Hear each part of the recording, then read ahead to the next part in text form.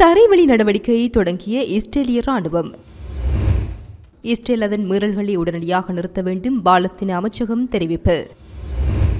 ஹமாஸை அழிப்பது எப்போதும் நெதன்யாகுவின் முன்னுரிமை, வெளியான தகவல். நெதன்யாகுவின் அரசாங்கத்தை அகற்ற வெகுஜன போராட்டங்களை நடத்த வலியுறுத்து. ஈராக் IS மீது போராளி குழுக்கள் கடும் தாக்குதல். பிலிப்பைன்ஸ் தலைநகரில் தீ விபத்து, தரைமட்டமான வீடுகள். சொந்த ஆயுத கிடங்குகளிலிருந்து அணு ஆயுதங்களை ஒழிக்கும் வல்லரசு நாடுகள்.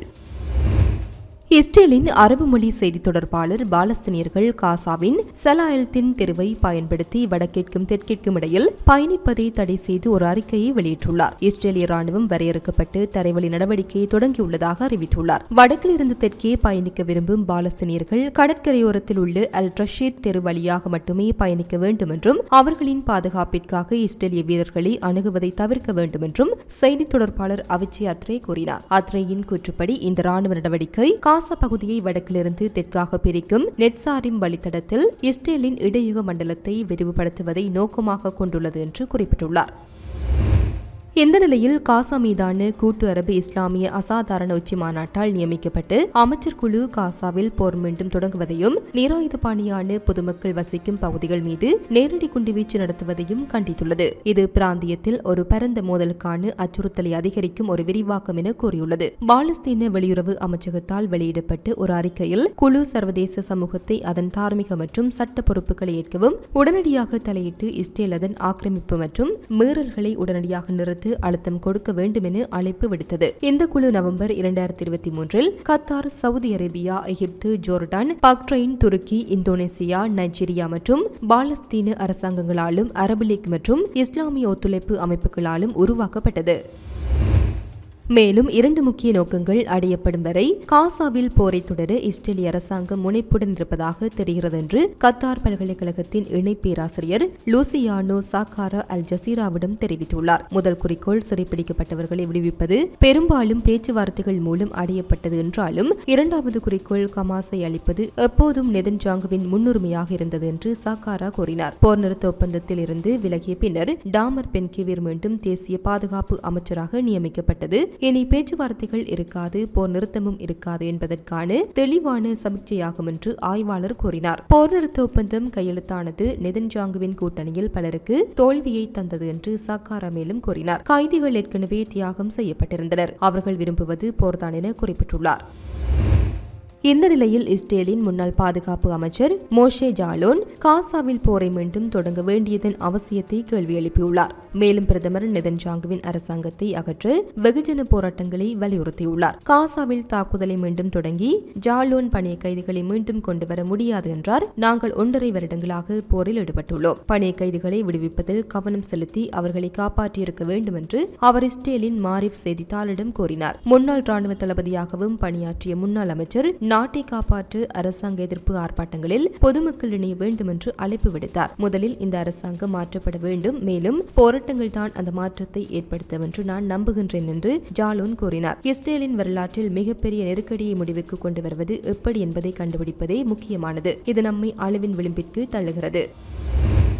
மேலும் ஐக்கிய நாடுகள் சபையின் பாலஸ்தீன நிவாரண நிறுவனமான UNRWA-வின் 5 ஊழியர்கள் கடந்த சில நாட்களில் கொல்லப்பட்டுள்ளதாக அந்த நிறுவனத்தின் ஆணையர் ஜெனரல் பிலிப் லாசரினி தெரிவித்துள்ளார். கடந்த சில நாட்களில் மேலும் 5 UNRWA ஊழியர்கள் கொல்லப்பட்டது உறுதி செய்யப்பட்டுள்ளது. இதனால் இறப்பு எண்ணிக்கை 284 உயர்ந்துள்ளது. அவர்கள் ஆசிரியர்கள், மருத்துவர்கள் மற்றும் செவிலியர்கள் மிகவும் பாதிக்கப்படக்கூடியவர்களுக்கு சேவை செய்கின்றார்கள் என்று அவர் டுவிட்டரில் வெளியிட்டுள்ள அறிக்கையில் தெரிவித்தார். இஸ்ரேலிய படைகள் 3வது நாளாக வான் மற்றும் கடல் வழியாக தாக்குதல் நடத்தி வருகின்றன. வடக்கு மற்றும் தெற்கே பிரிக்கும் தொடர்ச்சியான தரைப்படை படையெடுப்பை கருத்தில் கொண்டு மோசமான நிலை இன்னும் வரப்போவதில்லை என்று நாங்கள் அஞ்சுகின்றோம் என அவர் மேலும் கூறினார்.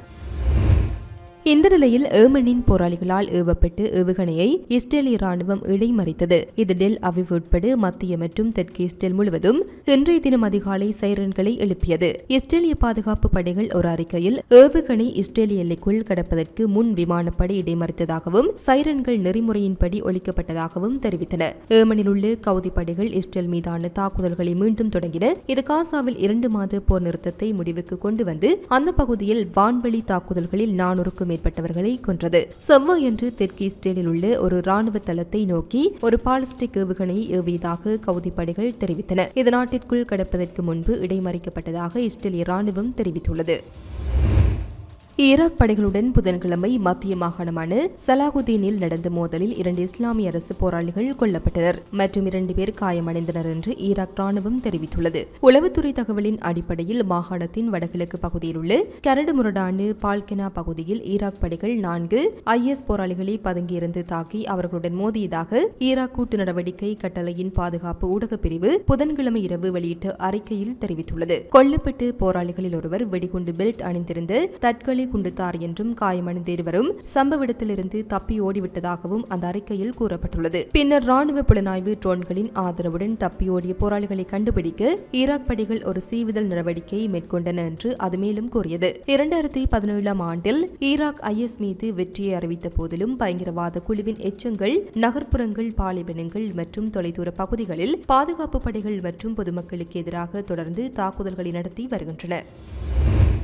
பிலிப்பைன்ஸ் தலைநகரில் இன்று பிற்பகல் ஏற்பட்ட தீ விபத்தில் 3 பேர் கொல்லப்பட்டனர் மற்றும் 4 பேர் காயமடைந்தனர் என்று பிலிப்பைன்ஸ் தீயணைப்பு பாதுகாப்பு பணியகம் தெரிவித்துள்ளது. மணிலா நகரின் டோண்டோ மாவட்டத்தில் உள்ளூர் நேரப்படி பிற்பகல் 1:22 மணியளவில் ஏற்பட்ட தீ விபத்தில் ஒரு மூத்த தம்பதியினரும் மற்றொரு ஆணும் இறந்ததாக பணியகம் தெரிவித்துள்ளது. இந்த தீ விபத்தில் 6 வீடுகள் தரைமட்டமாகின. 50க்கும் மேற்பட்ட குடியிருப்பாளர்கள் பாதிக்கப்பட்டனர். தீயை அணைக்க தீயணைப்பு வீரர்களுக்கு 2 மணி நேரம் ஆனது. சம்பவத்திற்கான காரணம் குறித்து பணியகம் விசாரித்து வருகின்றமையும் குறிப்பிடத்தக்கது.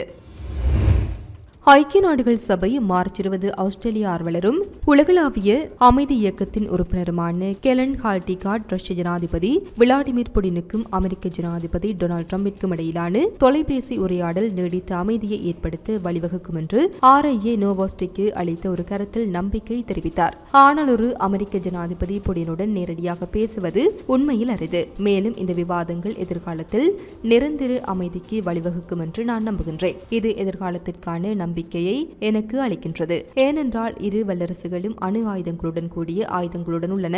மேலும் அவை பயன்படுத்தப்பட்டால் அவை கிரகத்தின் பெரும்பாலான உயிர்களை அளிக்கும் என்பதை ஒருபோதும் மறக்க முடியாது என்று கால்டிகாட் கூறினார். உக்ரைனில் மோதலை முடிவுக்கு கொண்டு வரும் நோக்கில் அமெரிக்க ஜனாதிபதி தனது ரஷ்ய சகாவை தொடர்பு கொண்டதில் தான் மிகவும் மகிழ்ச்சியடைவதாக அவர் குறிப்பிட்டார். மேலும் அவர்கள் விவாதிக்க வேண்டிய பல பிரச்சனைகள் நேட்டோ உட்பட கடினமாக இருக்கும் என்று கூறினார். அணு ஆயுத பரவல் தடை மிகவும் முக்கியமானது. ஆனால் இரு வல்லரசுகளும் தங்கள் சொந்த ஆயுத கிடங்குகளிலிருந்து அணு ஆயுதங்களை ஒழிப்பதை நோக்கி உலகிற்கு ஒரு முன்மாதிரியாக இருக்க வேண்டிய அவசியம் உள்ளது. இது மற்ற அணு ஆயுத நாடுகளையும் அவ்வாறு செய்ய ஊக்குவிக்கும் என்று கால்டிகாட் கூறினார். செவ்வாயன்று ஒரு தொலைபேசி அழைப்பின் போது புதினும் ட்ரம்பும் உக்ரைன் மோதலை தீர்ப்பது குறித்து விவாதித்தனர். மேலும் உலகில் பாதுகாப்பு மற்றும் ஸ்திரத்தன்மையை உறுதி செய்வதற்கான அவர்களின் சிறப்பு பொறுப்பில் வெளிச்சத்தில் உறவுகளை இயல்பாக்குவதில் பரஸ்பர ஆர்வத்தை வெளிப்படுத்தினர் என்று கிரெம்ளின் தெரிவித்துள்ளார். மோதலில் ஈடுபட்டுள்ள தரப்பினர் 30 நாட்களுக்கு எரிசக்தி உள்கட்டமைப்பு மீதான தாக்குதல்களை நிறுத்த வேண்டும் என்று ட்ரம்பின் முன்மொழிவுக்கு புடின் ஒப்புக்கொண்டதாக கிரெம்ளின் மேலும் தெரிவித்துள்ளார்.